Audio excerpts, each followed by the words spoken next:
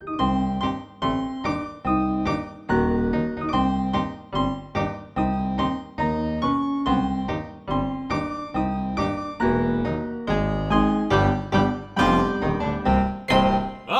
to Fighting Monster Right. The show of fighting monsters, right? And spit. Right. I'm Adam. I'm Allie. And now we're going inside your mouth. No, wait. Now your things that were in your mouth are going inside our pockets. Inside our purses. Inside our backpacks. What the fuck are we talking about? Well, I'll tell you this much. The tooth will set you free. The Great Tooth Fairy Conspiracy. Yeah, we're getting down to the bottom of this finally. I know everyone's been asking it. I've got... Allie, my mailbox is full. It is stuffed to the brim. I had to sign up for a second P.O. box because of all the letters that we got from people asking, demanding that we talk about the Tooth Fairy. But we also got all of the redirected letters that children have written the Tooth Fairy in all the intervening time. Which is, like, Santa's the only one you can write to, really. But sometimes people write things to the Tooth Fairy just, like, out of confusion, I guess. I don't know. I knew I should have gotten a P.O. box on 123 Incisor Lane. Surely 2:30, right? Yeah, right. That's the time that all the mail gets delivered. It's not the same time as the rest of the mail. No, USPS has a special drop-off window where they put the envelopes. This episode to me feels like a Pixar movie, like waiting to happen. Yeah, like we've been locked inside the Pixar animation in the writers' room, where Jeff Katzenberg famously drove a car through the side of the building, and they left it there for prosperity's sake. And we're trying to like break like what the great Pixar Tooth Fairy narrative is. Yeah, so the Tooth Fairy, for those who don't know, everybody knows. What the fuck am I talking about? This is gonna be one of those episodes that's like, what's up with that? Yeah, there's a trinity of figures that visit little children. Being the Father Christmas, Santa Claus. That genre of people that's, I think, in the Western hegemon, normally just Santa. Yeah, you got your Santa, you got your Easter Bunny, and you have your Tooth Fairy. Which is definitely the outlier. Not a single day of the year, just all year round. This fairy comes, takes the tooth that's under your pillow, and leaves a gift. It is the most basic form of the fable. I feel like there's got to be a fourth one. Well, in the Legend of the Guardians, there's also Jack Frost, who leaves like frost on the windowsill. Yeah, I guess you could also count the Sandman, but he's like kind of like an every night kind of thing. Yeah, I also I feel like those two in particular have not stood the test of time. Normally because windows are not actually made out of glass very much anymore, so they don't really do that as much. And also, it doesn't get cold anymore because we all decided to stick with air conditioning instead. Yeah, It's our fault, not 100 companies. I feel like there's 100 companies that are responsible. 100 companies are responsible for 70% of climate emissions. Burn down the White House. Or get them all to invest in geoengineering. It might be our only way out. That's a different story. We should do a full environmental episode. Why is there no Earth Day fairy, Yeah, not like a pretty fairy, like one of like the dirty little ones that you pull out of like a hole in the ground. So before we read into, I'm sorry, I was doing a Hobbit thing and then I thought about mandrakes and then I just went too far. But anyway, before we read this article about the Tooth Fairy on Wikipedia, which does go into some like interesting concepts here. When you were a kid, Adam, how were you introduced to the concept of the Tooth Fairy? What did you think she looked like, and how did you find out she wasn't real? I think it's just something I was told. Once I like lost teeth. I don't know when you start losing teeth, maybe around 3, 4. And I just, I did it. You put it under your pillow and you get like in my case, it was like a $50 initially. Like a $50 piece, like a big old silver coin. Wow. I think it eventually like went up a bit. I do recall at some point, like like keeping track of it and being like, wait a second, you left me too much money, Tooth Fairy, and I like left some money behind. That's so you. That's I think it was Adam thing young Adam did. But like, you know, he's like, you gave me too much. You overcharged. Whatever the opposite of shortchanged is. I shortchanged you, Tooth Fairy. Here's your money back. Sorry. Some people get $1. Some people get $5. But I don't recall a particular time when I think by the time I lost all my teeth, it didn't much matter anymore. I think it just kind of like gradually rolled out. There's a couple things around puberty like that happened for me. Like when my voice changed, there wasn't it wasn't squeaky or cracky for a time. It just kind of slowly rolled into this. I feel like my belief in that Trinity did the same thing. Yeah, I don't think there was ever like a movie moment for me of like, I found the Christmas presents in my mom's closet. Like that never happened. But like, I feel like it's weird because, you know, you go to church and you're supposed to believe in God.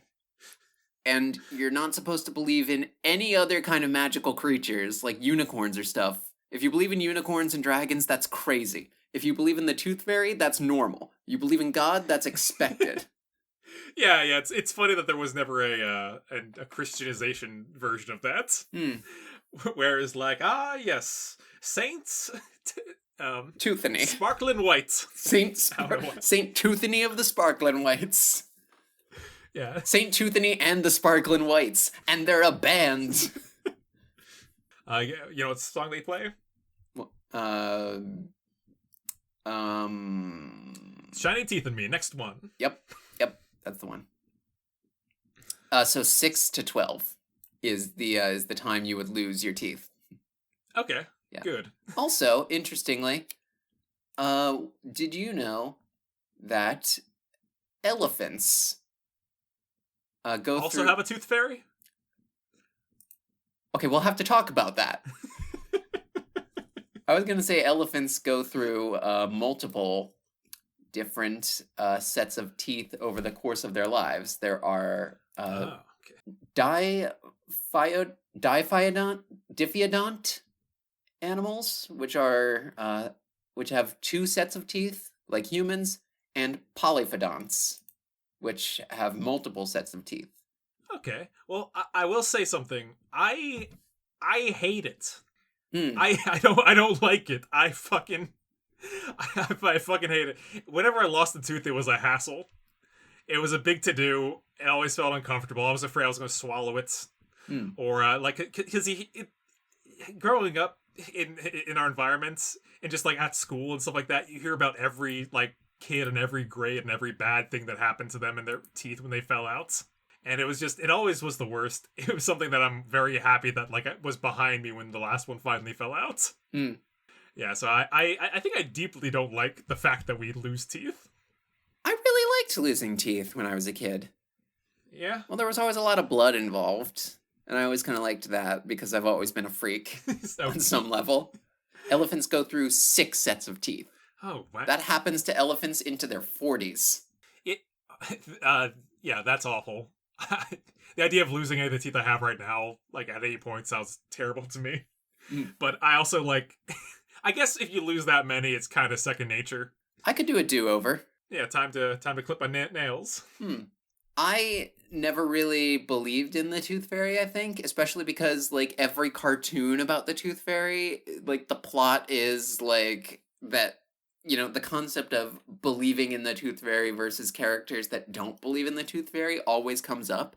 So it's like, as soon as that question is introduced, you're like, oh, well, I guess magic doesn't exist anywhere else in the world, so why would it now?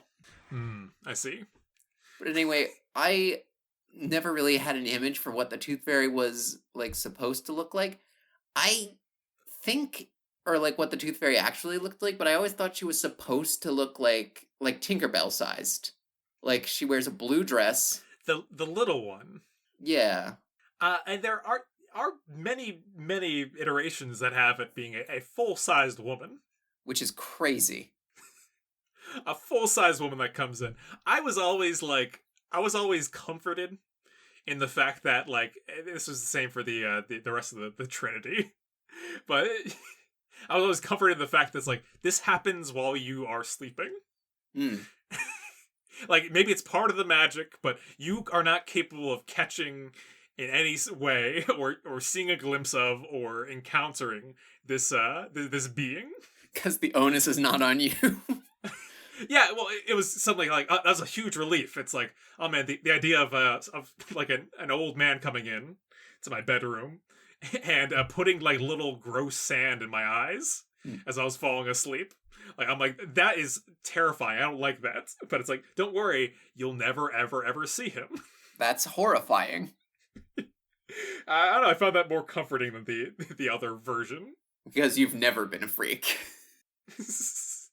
We're very different children, I think. This is the freak spectrum. I take 2 steps forward, and the thing is, you actually take 2 steps back. So there's other versions of the Tooth Fairy that people have up there. Yeah, so a 1984 study conducted by Rosemary Wells, if this is what you were going for. Yeah, this is it. Yeah, revealed that 74% of those surveyed believed the Tooth Fairy to be female, while 12% believed the Tooth Fairy to be neither male nor female. 8% believed the Tooth Fairy could be either male or female, which I think in this case indicates not that the Tooth Fairy is like a sex shifter, but more like that the Tooth Fairy is like a position. Yeah, right. It's a job to have. Yeah, there are many Tooth Fairies, there are many Santas. Like, Tooth Fairy's not Santa. Tooth Fairy is like a cousin of the Christmas elves. Mm-hmm. Yeah, it's. I like that in the larger holiday cinematic universe. They didn't show it off in these figures, but 6% of people believe that the Tooth Fairy is definitely male. So I like that representation too. Yeah. Or I don't know. Is that a good thing in 1984? What does it mean? Or was it like dealing with this was it's a lady's job? Collecting the teeth. I think What's up, weird gender role stew? Oh yeah. There's a boy in this room. There's a boy in this room, and he needs a broad to wipe out underneath his pillow. You see. What about weird gender role stew? What about if a girl loses her teeth? Oh, the broad comes for her too. Everyone gets a visit from the broad.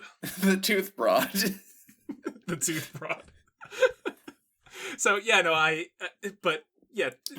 So, as you were saying, like the kind of in between, like is this a bit of a pixie? Is it a big lady? There's a bunch of different ones. Yeah, there's Wells explained, you've got your basic Tinker. I like that she's like playing this off like she's an old hand at this. Like, yeah, you got your basic Tinkerbell type Tooth Fairy with the wings, wand, a little older and whatnot. Then you have some that think of the Tooth Fairy as a man, a bunny rabbit, or a mouse. Yeah, we're dealing with a class 304. It's like fairies situation. Yeah. A little older is interesting. I always just pictured her as Tinkerbell from a movie that I never saw as a kid. Maybe that helped with it. I always just pictured her as hot because I have always been a freak. Yeah, again, I guess I was going for more the maternal, like, guardian angel type, if I had to pick anything. Like, but it was like, she's never around for long. like even then I was focused on, like, the mechanics of this. Like, there's a lot of kids, a lot of teeth. She's here for, like, 2 seconds flat. One review of published children's books and popular artwork found the Tooth Fairy also to be depicted as a child with wings, a pixie, a dragon, a blue mother figure, a flying ballerina, 2 little older men, a dental hygienist. Hang on. I haven't heard this one, but it's pretty wild that not only is it old dudes that show up, but it's a pair of them. That is crazy. Hang on, I want to keep going because it gets weirder. Okay. A dental hygienist, a pot-bellied flying man smoking a cigar, a bat, a bear, and others. Fucking weird gender roles stew became that he who hunts monsters.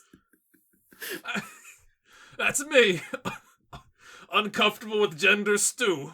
Uncomfortable with Smoking gender. my cigar, taking your teeth. Smoking my cigar, hoisted by my petard. Yeah.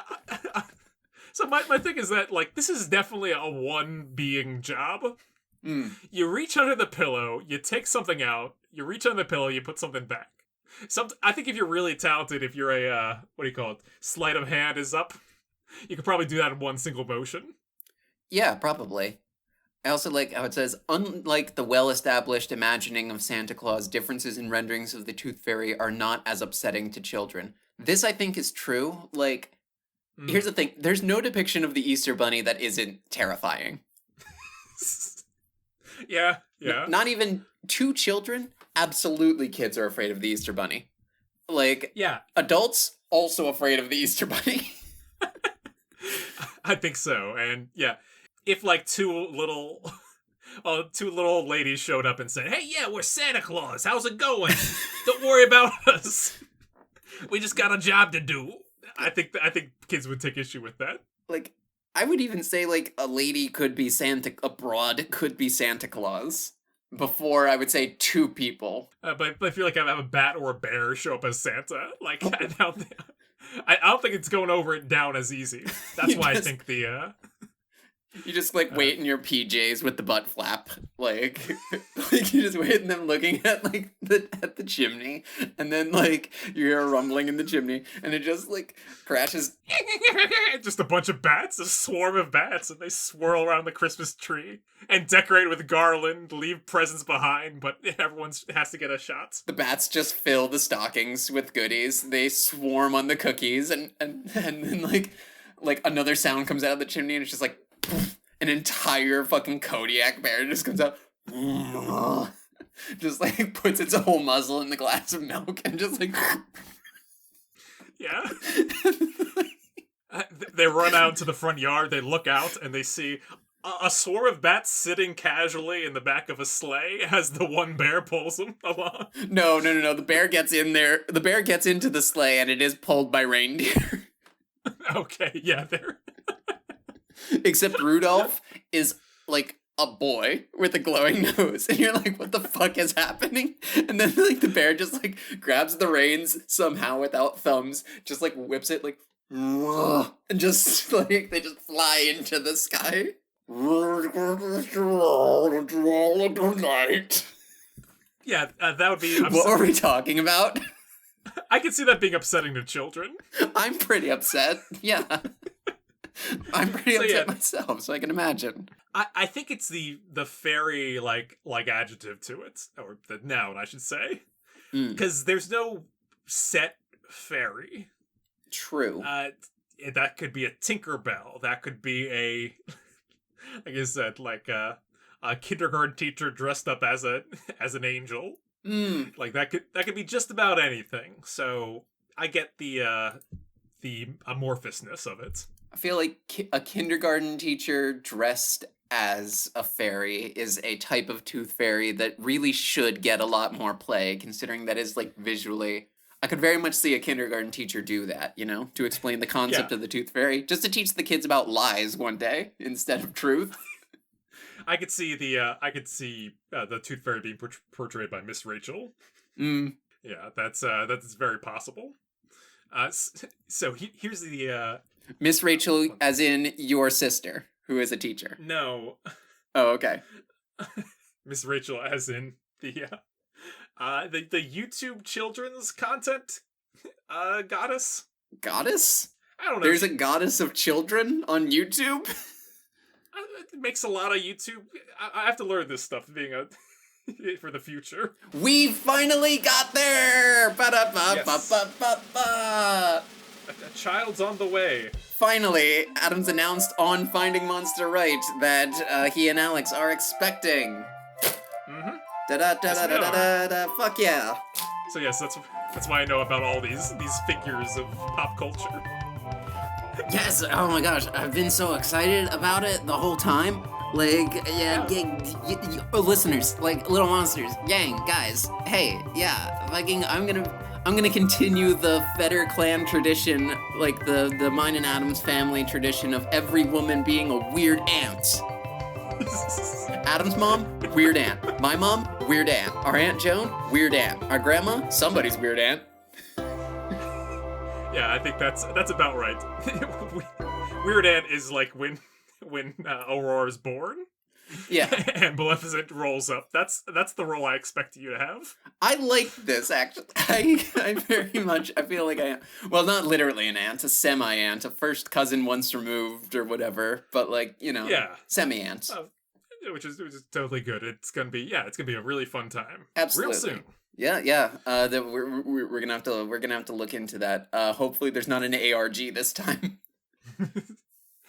So whatever happened last time? I seem to recall something about fairy. The Tooth Fairy. Yeah. The tooth will set you free. Yeah. So when the Trinity comes to visit, Mm-hmm. I feel like the Tooth Fairy is kind of like the ghost of Christmas Past, where it's like in every version it's a little different. The one that you get that shows up.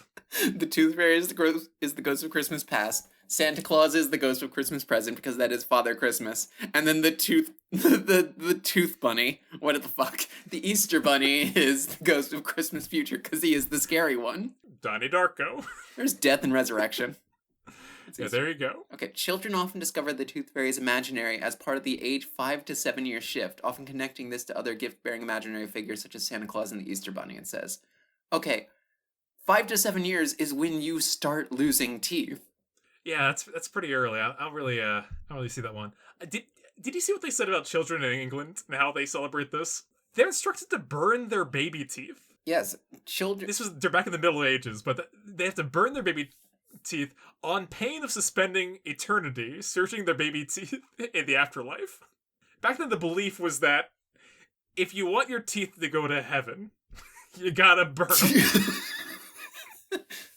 Fear of witches was another reason to bury or burn teeth. In medieval Europe, it was thought that a witch could assume total power over someone if they were to obtain one of their teeth. As a witch, that is true. Yeah, and that makes a lot more sense to me, honestly. That's like, all right, practicing witchcraft is bad. Burn your teeth so you can't be magically tracked. Yeah. Well, that's anti-witch, I guess. But Adam, really quick, I want you to think of all the women that you know in the world. Okay. Do you know anyone more likely to be a coven of witches than my mom, your mom, and their sister? Hang on. I'm still thinking of all the women. He has to think extra long because he's an ally. And that makes him special. I think that's kind of that's pretty accurate. Yeah. Speaking of conspiracies, we should really get down to this one. Mm-hmm. Because I think that the premise of this episode is that something's up with the Tooth Fairy. What does she need all those teeth for? Yeah. Or he need all those teeth? What does the Tooth Fairy need all these teeth for? Yeah. And I have a couple theories for you. Okay. So, currency. Mm-hmm. A tooth is worth, like, I think the price changes over the years. With inflation, it's gone from like $1.30 to like $6.30 or something crazy like that. I always got 25 cents. But wait, so the Tooth Fairy is cheaping out on me? I think it's possible, but I don't know. I guess what I'm wondering is that, like, a tooth costs the Tooth Fairy money. So the tooth is worth more than like $1 and some change or a quarter or like an amount of money to them. Wait, so why are you saying that a tooth costs $6.30? According to data gathered by American Dental Insurance Company, Delta Dental, the average payout per tooth in the United States rose from $130 in 1998 to $623 in 2023. Jesus Christ. The fucking Gen Alpha kids are getting so much money for their teeth. Is Gen Alpha kids' teeth more valuable than ours were? Well, they last longer because there's even more microplastics in them.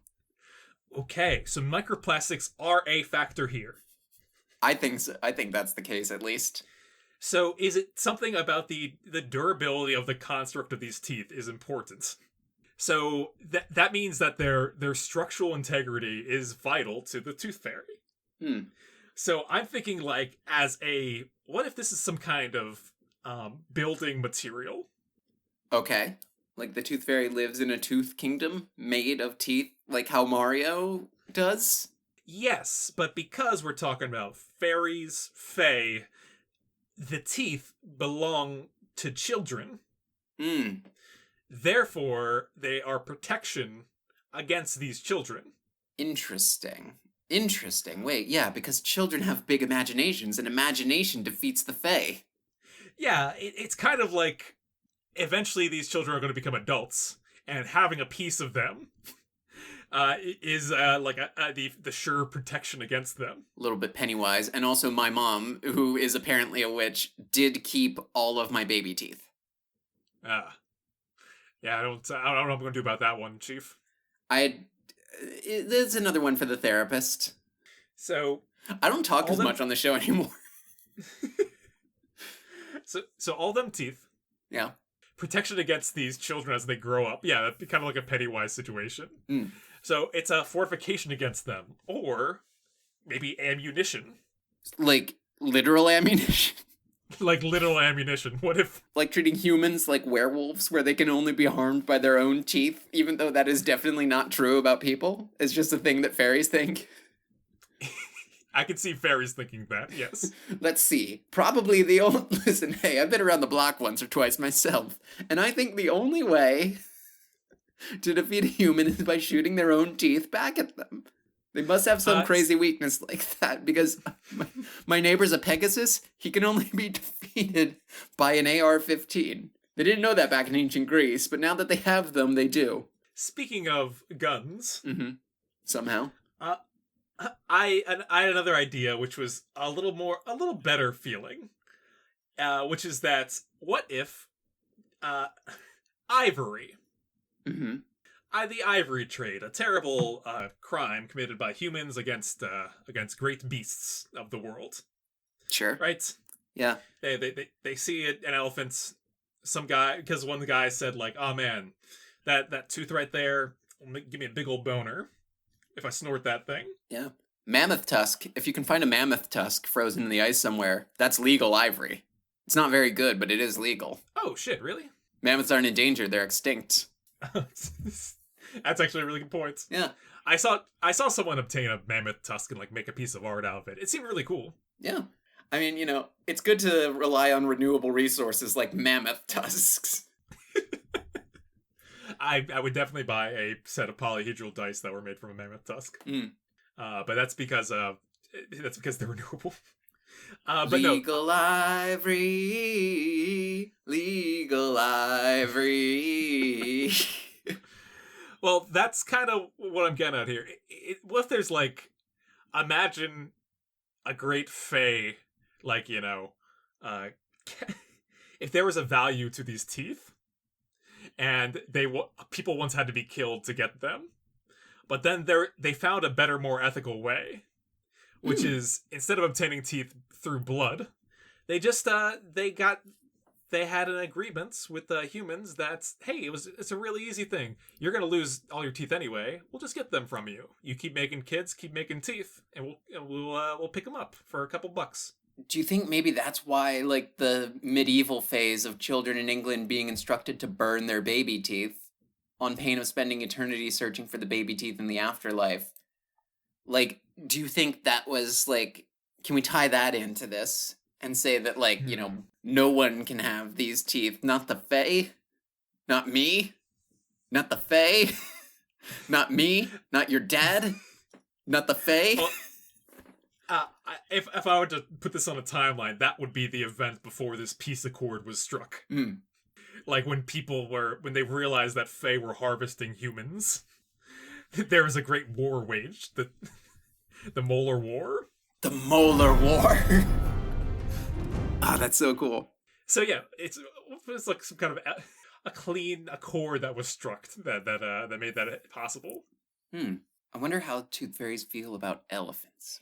Well, it makes sense if this accord is only with humans. That explains why they don't just fuck around with every kind of animal, because otherwise they would just, like, hang out with sharks all the time, I guess. Yeah, that is a good point. Why'd they pick us and not sharks?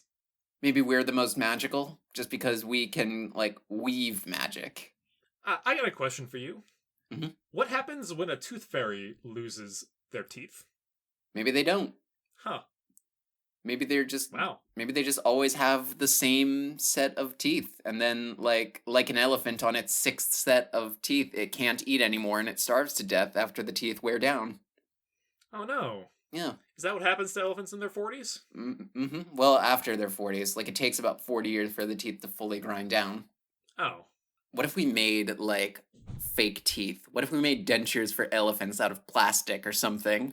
And we just So they can live forever. yes, immortal elephants. That's how they made those elephants in Lord of the Rings.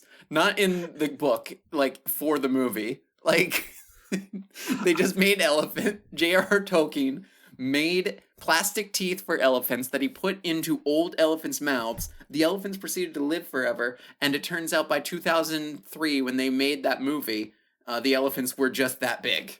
I'm just thinking of a band whose logo is just a smiling elephant called Elephants Immortal. And their first album, Legal Ivory. which kicks ass. I would listen to that band for sure, and I would listen to music. Their album, Mammoth Ivory, parentheses, it's technically legal. Yeah. Do you have any theories about what the Tooth Fairy might be doing with all them teeth? I mean, construction material makes sense. As we've talked about recently, enamel is the strongest biological material in the human body. Yeah, I wonder if the Tooth Fairy collects different things from different animals. But like the best thing, like I said, the enamel's like the strongest from a part of that. What if they collect like spider silk too? What if that's a different kind of fairy in charge of that? Like a related, like, taking things from animals club in the Feywild? What other great animal things are there to take? I actually want to think about these elephants, though. Okay, back to the... we really got... Elephants are getting a big show in here. Yeah, okay, yeah, I'm sorry. But also, like, what do they take from the elephants? Because, like, do they take the teeth? Are the teeth more or less valuable because there's 6 sets of them over the elephant's life instead of 2? I think they'd be less... well, they're bigger, aren't they? Much bigger. Much bigger, and there's, like, 6 times as many. I feel like they should be hassling the elephants, not us. Yeah, elephants are intelligent, too. Yeah. Like, elephants have magic in the same way humans do. Like, if elephants find even, like, an unrelated dead elephant skeleton, they'll spend, like, a couple days around it just, like, caressing the bones and stuff. Here's the main problem, though. Mm-hmm. Elephants don't have pillows. They don't have pillows. I think there's got to be something going on here about the pillow. Like, we're trying to uncover what this is. The only indicator that a tooth has been removed, the only way to keep track of it, and the only way that the Tooth Fairy picks them up is if they're underneath a pillow. I was saying, so yeah, clearly I think the pillow is emitting some kind of pulse, some kind of signal. Mechanically, there's something to the ritual component of putting the tooth under the pillow. Do you think, much like we taught Japanese macaques how to peel sweet potatoes, we could teach elephants how to put their teeth under, like, a pile of branches or something, and then sleep on that? And then, like, 100%. Yeah. And then the elephants would gain a pact with the Tooth Fairies for power. And then we would have, like, Rise of the Planet of the Elephants, which would be way scarier movie. Oh, yeah. Imagine an elephant picking up a gun, riding a horse. That's terrifying. It's mostly scary for the horse. It's like a picture. If anything, they just, like, ride into battle with horses riding on them. Like, why are you doing that? And Andy Serkis, spelled correctly, is just like, I don't know. Man, I would love to see Andy Serkis try and play an elephant for several months. I want to see the behind the scenes of Andy Serkis, like, really bringing, like, a lot of Shakespearean, like, gravitas to the role of, like, an elephant. I think what they'd have to do is have, like, one actor play the front half of the elephant and one actor play the back, like those donkey suits. Primarily so that someone's arm could be the trunk. You know what? We don't need special effects. We don't need CGI. We can just get Wicca in here today. tell them to resurrect Wicca. Mm-hmm. Weta, sorry. Resurrect Weta Okay. with Wicca. Resurrect Weta with Wicca. I believe that means that 3 special effects studios have to die. What VFX or CG? Whatever Weta is. Yeah. Okay. Well, this is we're getting far off course here. Are we? Uh, We're just talking. Adam, we're not that far off course. We're just talking about Andy Serkis and another person being an elephant, and we're talking about resurrecting Weta Workshop, a company that I believe is still active, using Wicca, but using Wicca as if it's necromancy, which I don't think it is, and choosing whether ILM and 2 other VFX studios have to die. What's off topic about that? If I were interested in harvesting something valuable from elephants, I would take their memory. Jesus Christ, you're so right. They never forget. You know how powerful that would be to never forget something? Oh my gosh, you're so right. They never forget. What if the memories are in the tooths? Well, then the ones they're getting from humans are pretty shitty. Yeah. I think I have better memories after 6 through 12. Michael K said to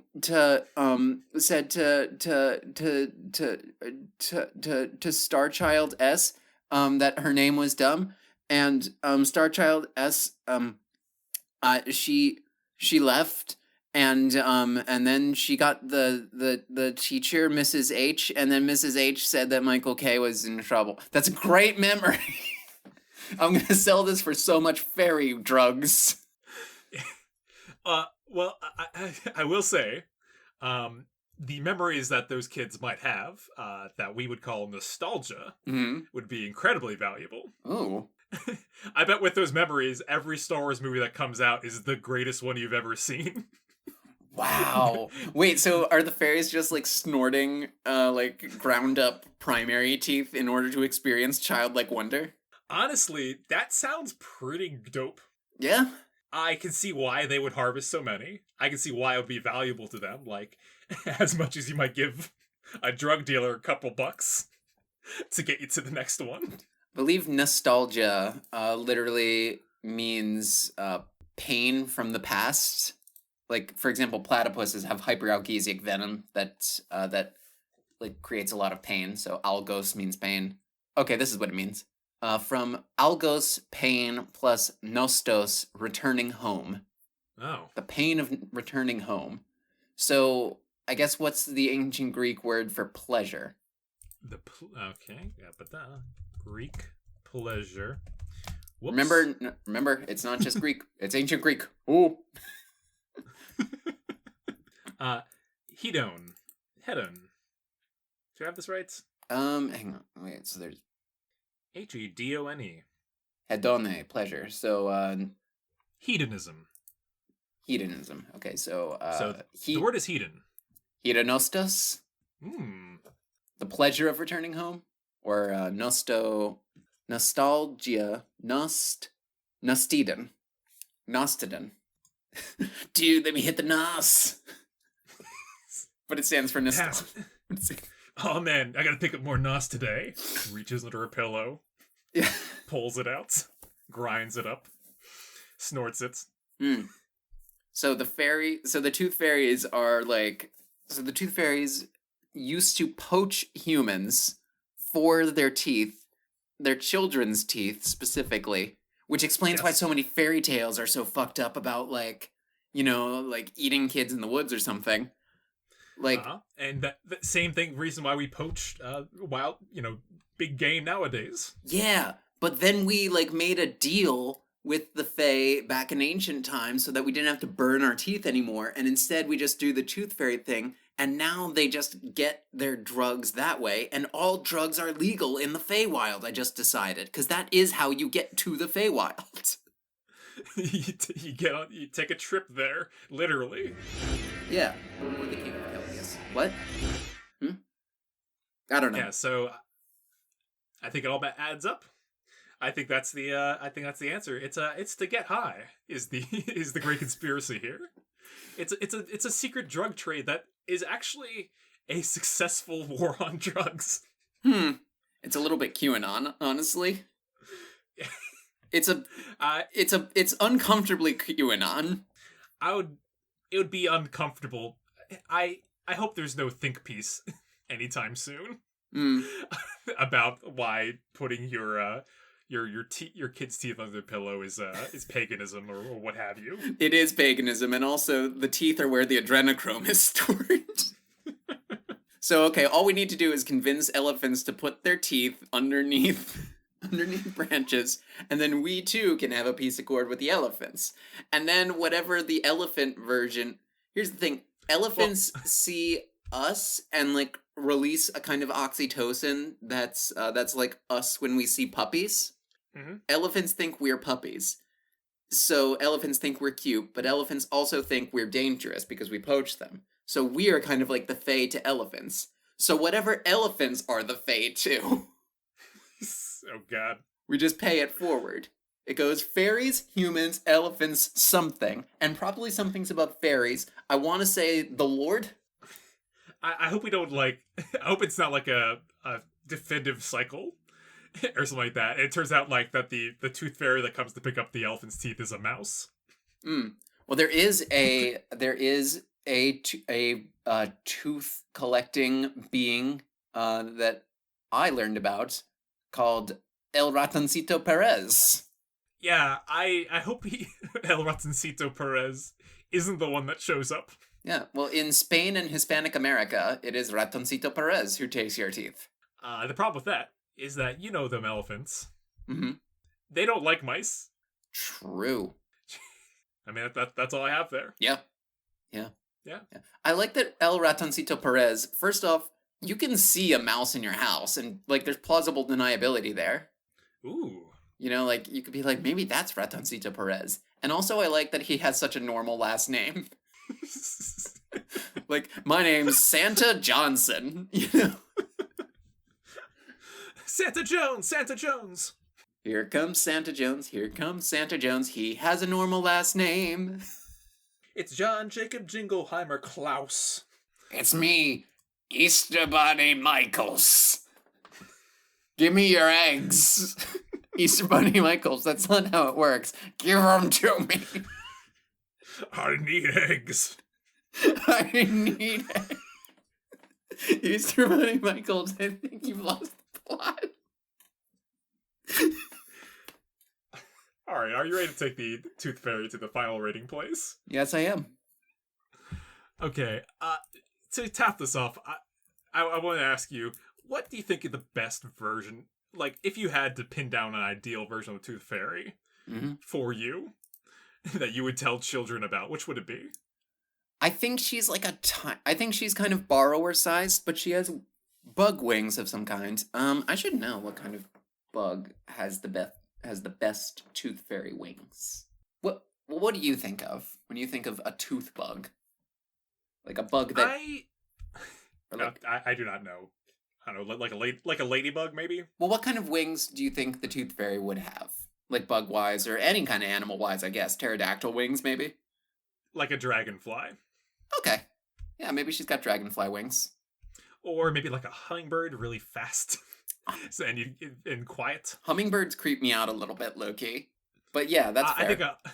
I think a hummingbird of that side would be very, very unfortunate. Dragonfly is cool because dragonflies do, like, form that little basket with their legs to carry things with. So I could very much see, maybe like Pan's Labyrinth style, she turns into a dragonfly to carry the tooth back to the Feywild or whatever, back inside the labyrinth.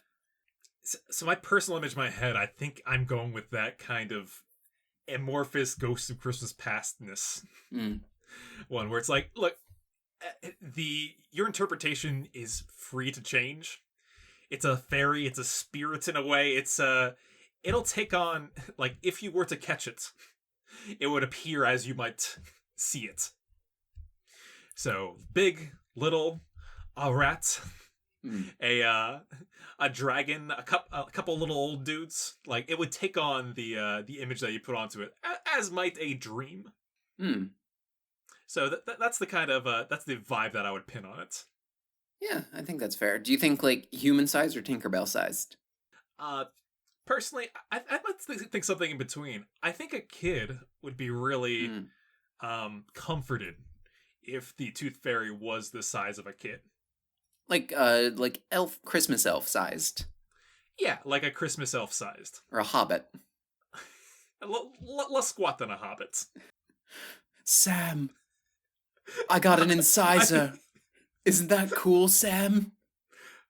I picture a like a hobbit coming to a child's bed and just being like, "Is it second breakfast yet?" And it's like, "My God, your bulbous nose and your feet, get out of here." If anybody needs some Nastiden, it's Frodo.